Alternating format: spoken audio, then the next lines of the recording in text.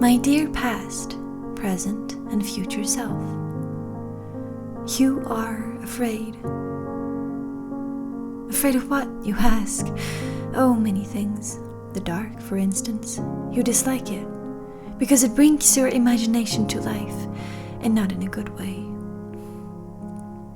You're also afraid of people, social situations, crowded places. You're afraid of shallow conversations and small talk because you suck at it. You're afraid of speaking your mind, afraid of confrontations with other people, afraid of judgment. You're afraid of losing your loved ones, even more so, losing the love from your loved ones. You're afraid of war, the world, the fate of humanity. But now I'm digressing. This wasn't the point of my initial thought, so let's stick to the point then. You, my dear, are creatively afraid. You're afraid of facing the blank page, afraid of doing what you love.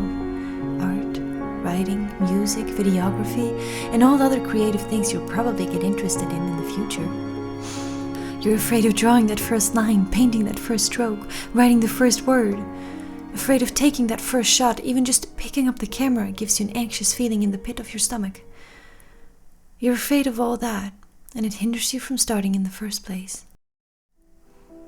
Afraid, afraid, afraid, to the point where you just wish you could curl up under a blanket and disappear. Yet you know you love these things more than anything. They bring you life, give you a reason to live. Are you afraid because you are a 24-year-old and you have absolutely nothing to show for so far in your life other than what your hands can create? And even that is an amateur's work. You have no education, not even high school, no degree, no accomplishments, no job, because childhood challenges stole those possibilities away from you. Is that why you're afraid? Because your creations are all you have to show for to justify your own worth? Maybe. But at the same time, you thank God every day that you didn't get into this vicious cycle of educational burdens. You thank God that you did not end up in the rabbit hole of pleasing society's expectations, because otherwise you wouldn't be who you are, and you are starting to like you, in many ways at least. So what is it then? Are you afraid that your creative work isn't good enough compared to others, and that you'll never reach a point of so-called talent that others may have? But didn't you just realize a while ago that it's actually not about talent? It is rather about the time and effort you're willing to put into your craft in order to get better. And how can you even compare yourself to better artists when you've just briefly touched the surface of what work is required to actually become good at something? Perhaps you're afraid because these days outward accomplishments hold more value than personal growth.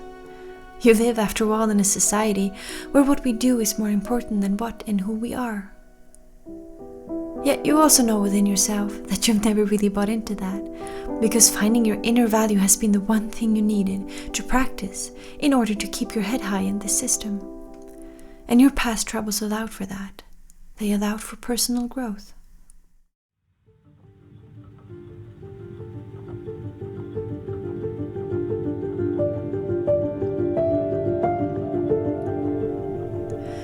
So, if it's not your past, nor the present or the future that truly scares you creatively, then why are you still afraid? Are you afraid that you'll disappoint your parents if you don't make anything of yourself, despite that you know they are proud of you anyway for making it through what you did? And even if they weren't proud, it would be because of their lack of understanding, not your lack of worth. Is it because you're afraid to fail, that your work will never become good enough, never become so-called perfect? But there is no good enough, there is no perfect, there is no failing, and most certainly there is no success if you never even dare to begin. Or at least dare to challenge yourself. What is the conclusion of all of this, if there even is one? The usual question you ask yourself every time you write yourself a letter. It seems like you don't even know what you're actually afraid of, other than the stories your ego are telling you. Stories that keep you warm and safe in your comfort zone, giving you excuses as to not to pursue what you love. Your fears are probably a combination of all the things you just mentioned. If not, you wouldn't have thought of them, would you? But That narrows this battle with fear down to two options, as things in life often does. Option 1, give in to those fears and never take the steps to get good at what you truly love, which again will mean to never reap the benefits of all the things you learn along the way, because if success isn't the reward, then at least all the knowledge and skill you acquire is. And knowledge and skill are two very handy things to put in your tool bag you carry through life, though you won't have them, because you never confronted yourself. Then there is option 2. You face it. You face your creative fear. You accept that you're afraid, yet you choose to look it in the eye. You either make the decision to give in to fear, or you can choose to fight it. What a cliche, huh? But as with many things in life, cliches have an interesting way of making sense. Otherwise, they wouldn't be used so often, would they? So, my dear past, present, and future self, whatever it is you feel, it's okay. Being afraid is okay, being angry about it is okay, crying, throwing tantrums, screaming about it is okay, though feeling excited about it and crush the fear is of course the ultimate goal. As long as you face it, no matter the outcome, challenging yourself will always get you further than not trying at all. We live in a system that is designed to keep us in perpetual fear, to never question anything, and to feel insecure about our own abilities and who we are. Because a world with strong-minded, happy, creative, and beautiful people would eliminate a lot of hurt that envelops this world.